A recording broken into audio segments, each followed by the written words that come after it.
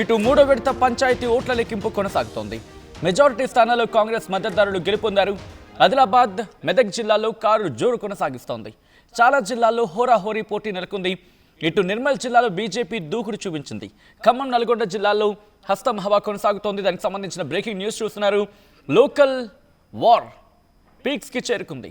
ఇంకా చెప్పాలంటే ఫైనల్ స్టేజ్కి చేరుకుంది. తుది అంకానికి చేరుకుంది లోకల్ వార్. దానికి సంబంధించిన బ్రేకింగ్ న్యూస్ చూస్తున్నారు.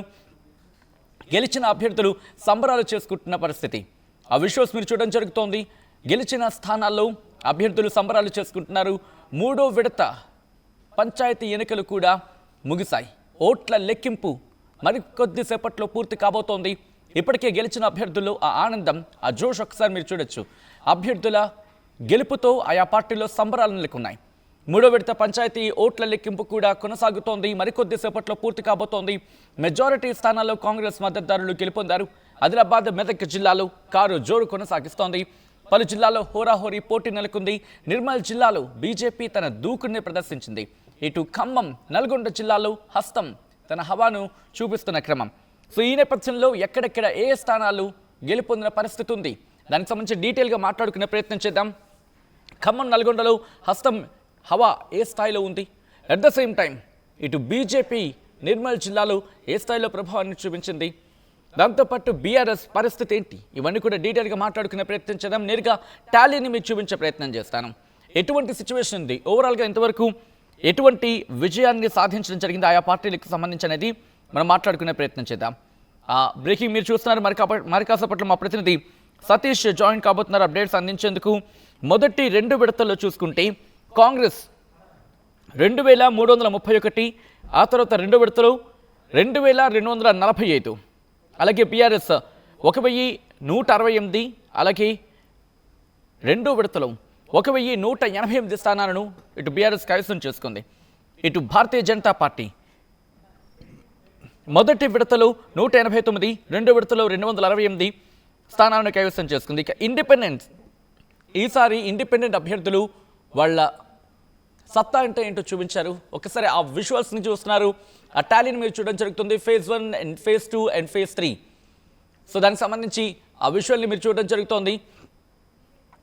ఇటు కాంగ్రెస్ మీరు చూస్తే కనుక మొత్తం 3 విడతల్లో కలిపి 5850, బీఆర్ఎస్ 2950, అలాగే బీజేపీ 560, ఇండిపెండెంట్లు 1432. ఇంకోసారి చెప్పే ప్రయత్నం చేస్తున్నాను. ఫేజ్ 1, 2, 3 ఈ 3 విడతల్లో కలిపి ఇప్పటి వరకు కాంగ్రెస్ 5850 స్థానాల్లో తన హవా చాటింది. ఇటు బీఆర్ఎస్ 2950 స్థానాలను గెలుచుకొని కారు జోరును చూపించే ప్రయత్నం చేసింది. ఇటు ఇండిపెండెంట్ అభ్యర్థులు ఏకంగా 1432, అంటే 1432 మంది ఇండిపెండెంట్లు తమ సత్తా చూపిస్తే ఇటు కమలం వికాసం కేవలం 560 స్థానాలకు మాత్రమే పరిమితమైంది. ఫేజ్ 3లో మీరు చూస్తే కనుక 3752 స్థానాల్లో కాంగ్రెస్ 1240, బీఆర్ఎస్ 566, బీజేపీ 102, ఇతరులు 261 స్థానాల్లో మాత్రమే వాళ్ళ ప్రభావాన్ని చూపించిన పరిస్థితి. ఇంకా చెప్పాలంటే కాంగ్రెస్ దాదాపుగా ట్రిపుల్, అంటే బీఆర్ఎస్ కంపారిజన్లో ట్రిపుల్ అని చెప్పుకోవచ్చు, లేకపోతే డబుల్ అని చెప్పుకున్న పెద్ద అతిశక్తి లేదని అనుకోవాలి అక్కడ. ఎందుకంటే బీఆర్ఎస్ 566 స్థానాల్లో విజయం సాధిస్తే కాంగ్రెస్ ఏకంగా 1240 స్థానాల్లో ఇటు ఆయా పార్టీలు బలపరిచిన అభ్యర్థులు గెలుపొందిన పరిస్థితి. ఇతరులు 261 స్థానాల్లో ప్రభావాన్ని చూపిస్తే భారతీయ జనతా పార్టీ 4వ స్థానానికి పరిమితం కావడం ప్రస్తుతం భారతీయ జనతా పార్టీని ఆందోళన కలిగిస్తోంది. 102 స్థానాల్లో ఇటు భారతీయ జనతా పార్టీ సత్తా చూపించిన పరిస్థితి. మా ప్రతినిధి సతీష్ అప్డేట్స్ అందించేందుకు సిద్ధంగా ఉన్నారు. సతీష్ దగ్గరికి వెళ్ళే ప్రయత్నం చేద్దాం మరి కాసేపట్లో. దాంతోపాటు ఆదిలాబాద్ నుంచి అప్డేట్స్ అందించేందుకు రవి లైన్లో ఉన్నారు. ఒకసారి నేరుగా రవి దగ్గరికి వెళ్ళే ప్రయత్నం చేస్తున్నాను. రవి, ఆదిలాబాద్లో ఎటువంటి పరిస్థితి ఉంది, ఎన్ని సీట్లను ఏ పార్టీలు కైవసం చేసుకున్నాయి, అక్కడ ఎవరి హవా ఉంది? సచిన్, ఉమ్మడి ఆదిలాబాద్ జిల్లా వ్యాప్తంగా 3వ విడత పంచాయతీ ఎన్నికలు ప్రశాంతంగా ముగిశాయి. అధికారులు కూడా ఒక రకంగా చాలా ఆనందంగా ఉన్నారని చెప్పుకోవచ్చు. ఇంకా కొన్ని మేజర్ జీపీలో లెక్కింపు కొనసాగుతున్న పరిస్థితి. ఆసిఫాబాద్ జిల్లాలో గోలేటి, దీంతో పాటు కొమరంభీం, ఆసిఫాబాద్ జిల్లాలో ప్రధాన జీపీలు ఏదైతున్నాయో దాంట్లో ఇంకా లెక్కింపు కార్యక్రమం కొనసాగుతున్న పరిస్థితి. ఏజెన్సీలో పోలింగ్ ప్రశాంతంగా ముగిసింది. పోటాపోటీగా బీఆర్ఎస్ కాంగ్రెస్ మధ్య ప్రధాన పోటీ నెలకొంది. బీజేపీ అక్కడక్కడ పోటీ ఇచ్చిన పరిస్థితి, స్వల్పగా బీఆర్ఎస్ పార్టీతో బీజేపీ పార్టీ గెలుపొందిన పరిస్థితి కనబడుతుంది. అదే మెజార్టీ స్థానాలకు గాను 556 పైచిలకు స్థానాల్లో ఇటు ఈరోజు పోటీని ఉండగా దాంట్లో దాదాపుగా 350 స్థానాలు కాంగ్రెస్ పార్టీ కైవసం చేసుకుంది. మిగతాది బీఆర్ఎస్, ఒక 40 నుంచి 60 స్థానాల్లో బీజేపీ కైవసం చేసుకున్నట్టు తెలిసింది. ఇంకా పక్కాగా గణాంకాలు రావాల్సి ఉంది.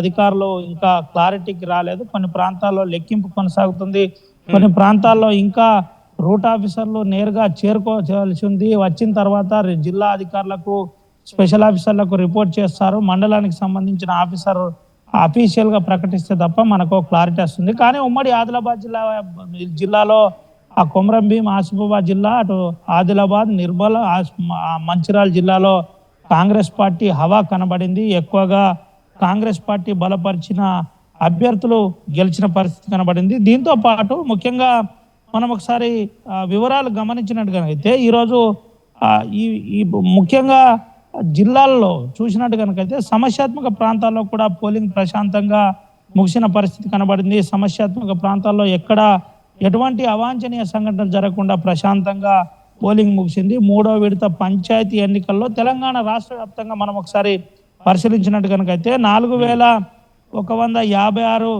గ్రామ పంచాయతీలు 3వ విడత ఈరోజు ఎన్నికలు నిర్వహిస్తున్నారు. ఇందులో 394 గ్రామ పంచాయతీలు ఏకగ్రీవం కాక 11 గ్రామ పంచాయతీలకు నామినేషన్ దాఖలు కాలేదు. అంటే ఈ ప్రాంతాల్లో ప్రధానంగా ఎవరు రిజర్వేషన్ సంబంధించిన సభ్యులు లేరని అర్థం. అయితే ఈ విధంగా కొనసాగింది. మిగిలిన 3750 గ్రామాల్లో ఈ రోజు పోలింగ్ కొనసాగింది. ఈ రోజు పోలింగ్ లో ప్రధానంగా 12600 మంది పోటీ పడ్డారు. ఆ పోటీలో గెలుపొందిన వారి పత్రాలు మరికొద్ది క్షేపట్లో లెక్కింపు జరిగే వారి పత్రాలు ఇస్తారు. ఇప్పటికే మెజార్టీ స్థానాలు మైనార్టీ గ్రామాలు ఏదైతున్నాయి, అంటే చిన్న గ్రామాలు 500 లోపు ఉన్న గ్రామాలు ఇప్పటికే డిసైడ్ అయిన పరిస్థితి. ఎక్కువ స్థానాలు కాంగ్రెస్ తో పాటు ఇటు బీఆర్ఎస్ కైవసం చేసుకుంది. 5 ఓట్లు, 10 ఓట్లు, 12 ఓట్లు ఒక దగ్గర ఒకే ఒక ఓటుతో గెలుపొందిన పరిస్థితి నిర్మల్లో కనబడింది. ఈ విధంగా కనబడింది. 36,434 వార్డులకు గాను 7,916 ఏకగ్రీవం కాగా మిగిలిన 28,406 వార్డులకు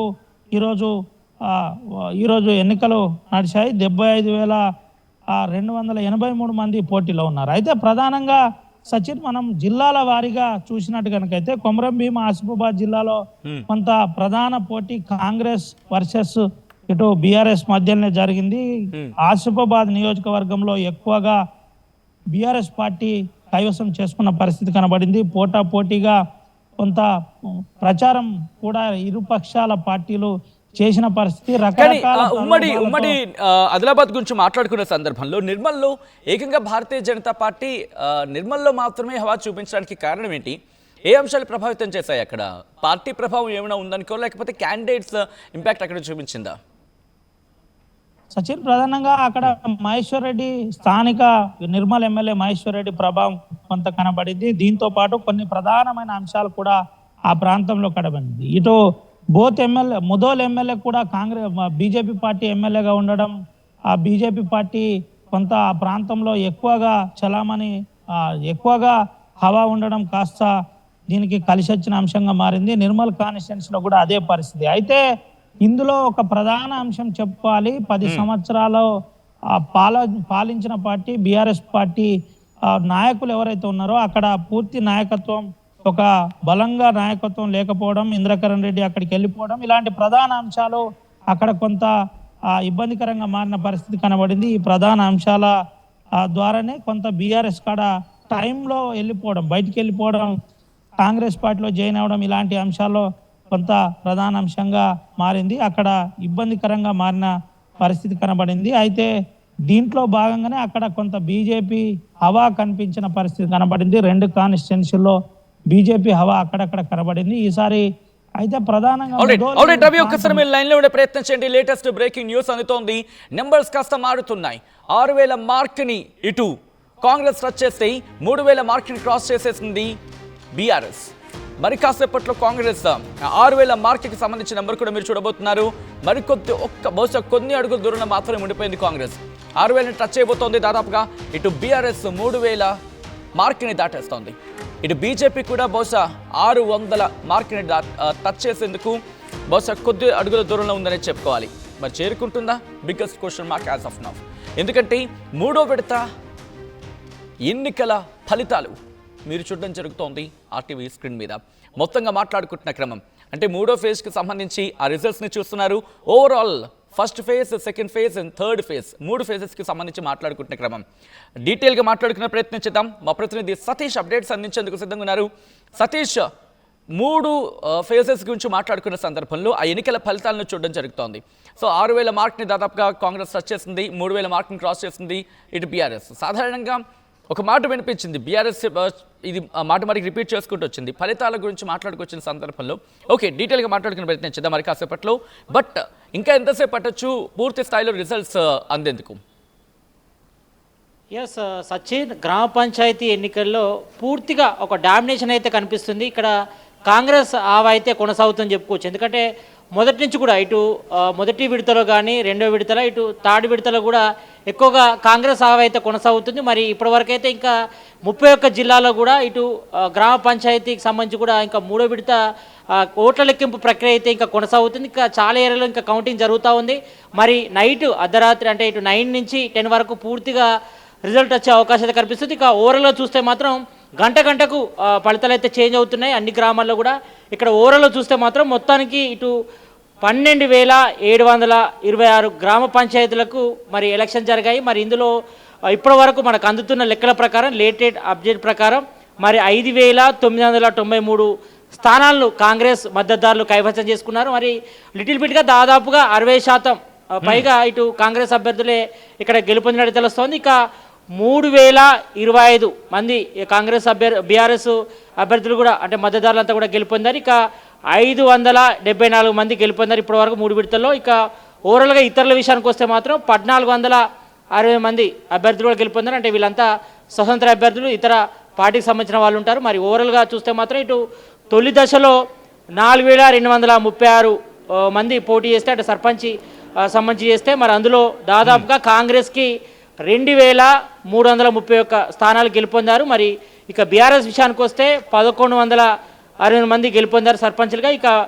బీజేపీ 189 మంది, ఇతరుల విషయానికి వస్తే 539 మంది. అంటే ఇక్కడ స్వతంత్ర అభ్యర్థులు ఎక్కువగా ఉన్నారు. అంటే ఎక్కువగా ఈసారి గ్రామ పంచాయతీ ఎన్నికల్లో ఇటు గ్రామ పంచాయతీ కానీ వార్డు మెంబర్స్గా ఎక్కువగా యూత్ ఎక్కువగా పార్టిసిపేట్ చేశారు. ఎందుకంటే చాలా వరకు అందరిలో చైతన్యం వచ్చింది. ఒకప్పుడు ఎక్కువగా పెట్టుబడిదారులు కానీ ఎక్కువగా ఫాలోవర్స్ ఉన్న వారికి మాత్రమే ఎక్కువగా సర్పంచ్ ఎన్నికల్లో పోటీ చేశారు. కానీ ఈసారి మాత్రం సీన్ అంతా రివర్స్ అయింది. ఎక్కువగా యూత్ ఎక్కువగా అదేవిధంగా చదువుకున్న వారు ఎడ్యుకేషన్ పర్సన్సే ఎక్కువగా సర్పంచ్ ఎన్నికల్లో కానీ వార్డు మెంబర్స్ కూడా పోటీ చేశారు. కాబట్టి మరి ఇక్కడ స్పష్టంగా తేడా అయితే కనిపిస్తుంది. ఇక రెండవ దశలో మాత్రం ఇటు 4,332 గ్రామ పంచాయతీ ఎన్నికలు జరుగుతాయి. మరి అందులో ఇటు కాంగ్రెస్కి 22,245, ఇటు బీఆర్ఎస్కి 1,188, ఇటు బీజేపీకి 268 స్థానాలు, ఇక ఇతరులకి 624 స్థానాలు వాళ్ళు మద్దతుదారులు గెలుపొందారు. ఇక మూడో దశ విషయానికి వస్తే మాత్రం ఇప్పుడు ప్రజెంట్ అయితే మాత్రం కౌంటింగ్ కొనసాగుతుంది. మరి ఈ దశలో దాదాపుగా 4,158 స్థానాలకు కౌంటింగ్ జరుగుతుంది. మరి ఇప్పటి వరకు 2,531 స్థానాలకు రిజల్ట్ అయితే వచ్చింది. ఇంకా దాదాపుగా ఇంకా 2,000 స్థానాలకు కూడా ఇంకా రిజల్ట్ రావుతుంది. మరి ఇందులో ప్రజెంట్ మనకు అందుతున్న లెక్కల ప్రకారం ఇటు మూడో విడతలో కాంగ్రెస్ మద్దతుదారులు దాదాపుగా 1,434 మంది అభ్యర్థులు గెలుపొందారు ఇప్పటి వరకు. మరి బీఆర్ఎస్ అభ్యర్థుల విషయానికి వస్తే మాత్రం ఇటు 675 మంది మద్దతుదారులు గెలుపొందారు. ఇక బీజేపీ 119 మంది, ఇక ఇతరులు 308 మంది గెలుపొందడం జరిగింది. మరి ఓవరాల్గా మాత్రం దాదాపుగా ఇప్పుడే వాళ్ళు చూసుకో లెక్కల ప్రకారం దాదాపు కాంగ్రెస్ బీట్ చేసింది. ఎక్కువగా దాదాపు 60% పైగా అభ్యర్థులు వాళ్ళు మద్దతుదారులు గెలుపొందారు. దాదాపు ఇప్పటి వరకు 6,014 మంది కాంగ్రెస్ అభ్యర్థులు మద్దతుదారులు గెలుపొందారు. ఇక 3,032 మంది బీఆర్ఎస్, బీజేపీ విషయానికి వస్తే మాత్రం 576 మంది, ఇక ఇతరుల విషయానికి వస్తే మాత్రం 1,470 మంది, అంటే దాదాపుగా 14.7% మెంబర్స్ గెలుపొందారు. అంటే ఇతరుల విషయానికి వస్తే మాత్రం ఎక్కువగా యూత్ అండ్ ఎడ్యుకేటెడ్ పర్సన్స్ ఎక్కువ పోటీ చేస్తారు. మరి వాళ్ళందరికీ కూడా ఆ గ్రామాల్లో ఉన్నటువంటి ప్రజలంతా కూడా బ్రహ్మరథం పడుతున్నారు. మరి ఎక్కువగా కొత్త వారికి అవకాశం ఇద్దాం, ఎందుకంటే గ్రామానికి సంబంధించిన డెవలప్మెంట్ జరగాలంటే మాత్రం యూత్ మరి రాజకీయాలకు రావాలని కూడా ఒక విషయాన్ని అయితే ఇక్కడ స్పష్టంగా తెలుస్తూ ఉంది. మరి మొత్తానికైతే మాత్రం ఇటు ఆదిలాబాద్ మెదక్ జిల్లాలో మాత్రం కారు జోరైతే చూపించింది. ఇక నిర్మల్ జిల్లాలో మాత్రం బీజేపీ అయితే కొంతవరకు దుణుకుగా ఉంది. మరి కాంగ్రెస్ విషయానికి వస్తే మాత్రం ఇటు కాంగ్రెస్ కామారెడ్డి జిల్లాలో మాత్రం 96 స్థానాలు అత్యధికంగా సర్పంచ్ స్థానాలు ఎక్కువగా కైవసం చేసుకుంది వాళ్ళ మద్దతుదారులు. ఇక అత్యల్పంగా విషయానికి వస్తే మాత్రం ఇటు సిరిసిల్లలో అలాగే ఇటు ములుగు జిల్లాలో 12 స్థానాలు మాత్రమే సరిపెట్టుకుంది ఇప్పటి వరకు.